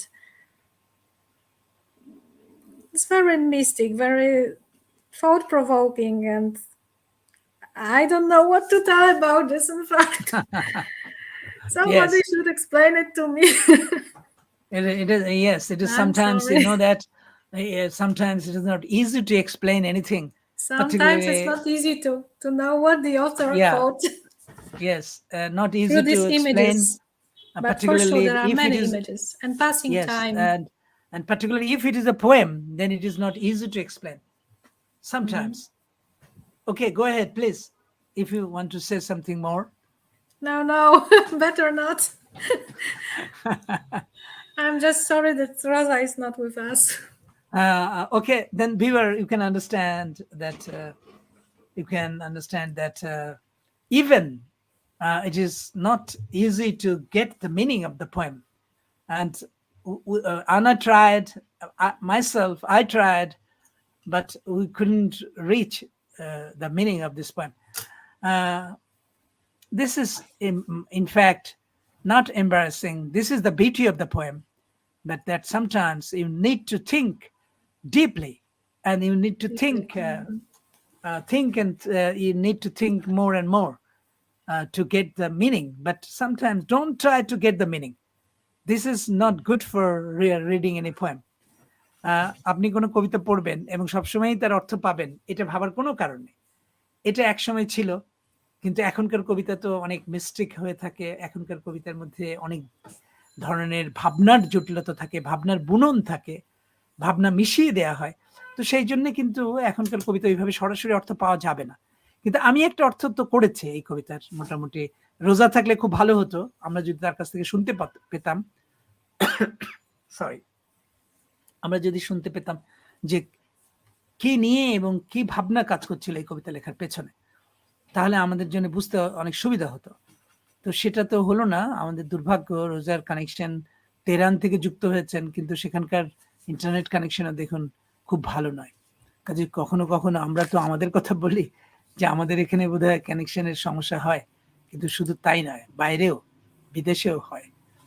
এবং আন্তর্দেশীয় যে connectivity, অর্থাৎ এক দেশের সঙ্গে আরেক দেশের মানুষের যে ইন্টারনেট সংযোগ, তাতে যে সমস্যা আছে সেটা কিন্তু এখন বোঝা যাচ্ছে। Rosa, in fact, still she's trying to connect with us. I'm seeing that she's trying, and she's on backstage, but not fully connected. That is, in fact, Rosa, if you hear me, then I can say you that you can try from a mobile device. That can be possible, I think, if you use the link. Using the link, you can be connected with us through your mobile device. That can be, no, it's still not. Maybe she must click more. She's trying, that you can see that she's trying. The connection is not properly working. Okay, আমরা অনুষ্ঠানটা শেষ করে আনছি, কিন্তু তার আগে কয়েকটা, I want to show you some comments from our viewers. And one of our very good friend, Norma Gonzalez, she's from Spain, and she's a teacher of English. She's also a teacher of English literature, and she writes very good poems. And she's one of her editors of Tirundaj and Archer, Spanish editor. So Norma, thank you very much for watching this program. And you are watching from Spain. That is really good for us to know, and I'm very happy. The Julia Otuletica Flor Amaritla, I'm sorry if I couldn't pronounce properly. So she is also watching from another country. And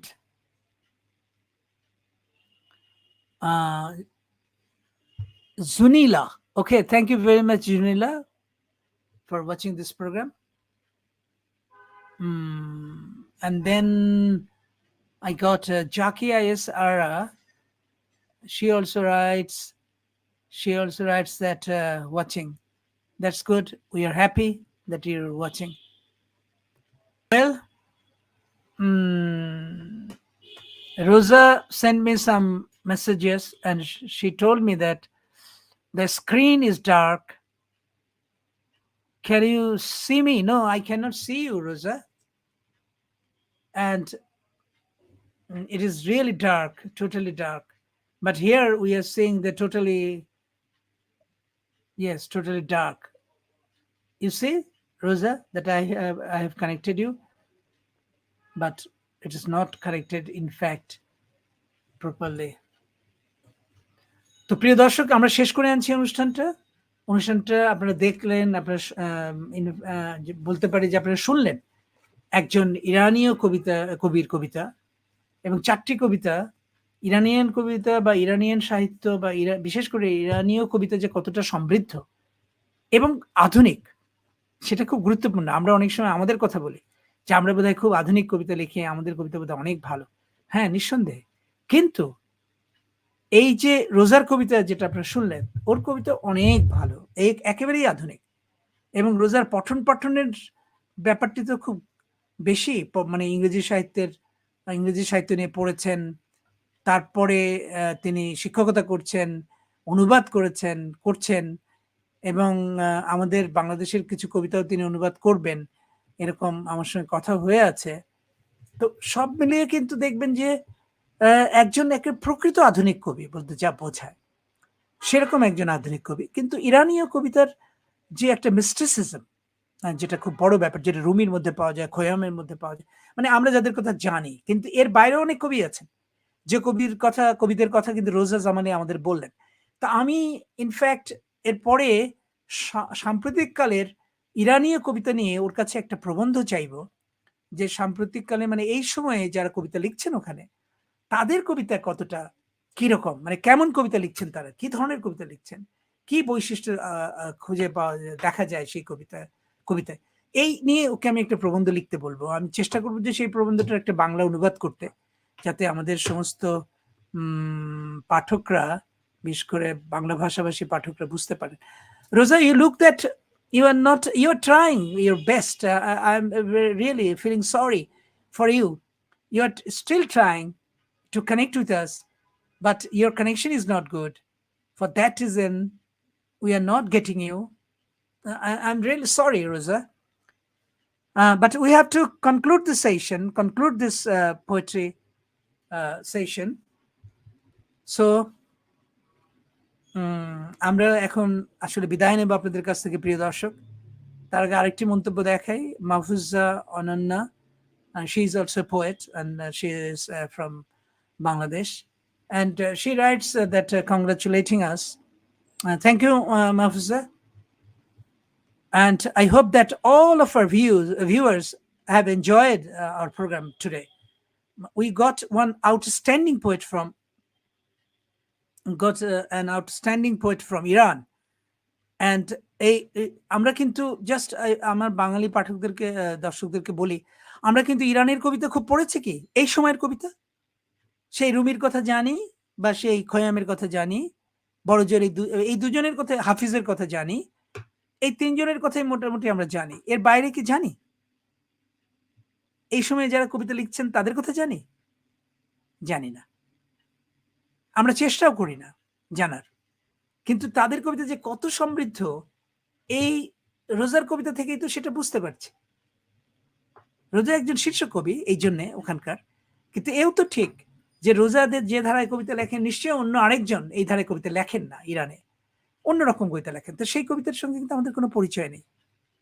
আমি চেষ্টা করছি সেই বৈশ্বিক পরিচয়ের একটা সেতুবন্ধ তৈরি করার জন্য। অর্থাৎ আমি যেটা চেষ্টা করছি যে এই সময়ে পৃথিবীর নানা দেশের কবিরা যে ধরনের কবিতা লিখছেন, সেটা কেমন কবিতা, কি ধরনের কবিতা, তার সঙ্গে আপনাদের পরিচয় করিয়ে দিচ্ছি।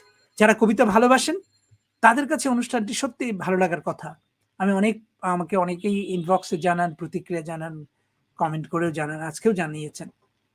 তা কাজেই কবিতা যারা ভালোবাসেন তাদের জন্য এই অনুষ্ঠান, কবিতা যারা বুঝতে চান তাদের জন্য এই অনুষ্ঠান, কবিতা যারা লিখছেন তরুণতর যারা, তাদের জন্য এই অনুষ্ঠান। তো আজকের মতো এখানেই শেষ করব। আগামী রবিবারে আমাদের আরো অন্য একজন নতুন কবি আসবেন, যার কবিতা আমরা শুনবো, একই সঙ্গে তার কবিতা নিয়ে আমরা আলোচনা করব। আমি প্রত্যেক কবিরই আসলে আমি কিন্তু অনুবাদ করি আপনাদের জন্য, যারা আমাদের বাংলা ভাষাভাষী পাঠক, তারা যদি বুঝতে পারেন যে কবিতাগুলো কিরকম, কি লেখা হলো, তার স্বাদ যাতে কিছুটা পেতে পারেন, সেই জন্য কিন্তু আমি অনুবাদ করি এবং সেই অনুবাদটা পড়া হয়। এখানে আজকেও পড়লেন অনন্যা। অনন্যা অবশ্য বোধহয় কাজ আছে বা ওর ব্যস্ততা আছে, সেই জন্য এই অনেকক্ষণ আগেই তিনি এই ইয়েটা আমাদের এই কনভারসেশন বা আমাদের এই অনুষ্ঠান ত্যাগ করে চলে গেছেন। রোজা ইচ্ছা করে যাননি, রোজার কানেকশনের কারণে রোজাকে পাচ্ছি না। অনেকক্ষণ ধরে এই সমস্যাটা দেখা দিয়েছে, অনেকক্ষণ হলো। তো ঠিক আছে, আজকের মতো আমরা এখানেই শেষ করি। আপনারা সবাই যারা দেখলেন তাদেরকে শুভকামনা জানিয়ে, শুভরাত্রি জানিয়ে আমি শেষ করছি। কিন্তু তার আগে আই ওয়ান্ট টু জাস্ট আচ্ছা, আজকের মতো থাকুক। আমরা অনেকক্ষণ সময় নিয়েছি, প্রায় 1.5 ঘন্টা অনুষ্ঠানটা চলছে। তো আজকের মতো আমি এখানেই শেষ করছি। আপনারা যে যেখানে আছেন, যেমন আছেন, ভালো থাকবেন, সুস্থ থাকবেন এবং আগামী রোববারে আবার আমাদের সঙ্গে যুক্ত হবেন। অন্য একজন, অন্য দেশের, অন্য ভাষার একজন নতুন কবি আমাদের সঙ্গে যুক্ত হবেন। 2-1 দিনের মধ্যে সেই ঘোষণা আমি দেব। তো সবার প্রতি কৃতজ্ঞতা যারা অনুষ্ঠান দেখলেন, এবং আনার প্রতি কৃতজ্ঞতা। আই এম গ্রেটফুল টু আনা that always she comes and always she discusses. That is really inspiring for the poets and also for me as a conductor of this program.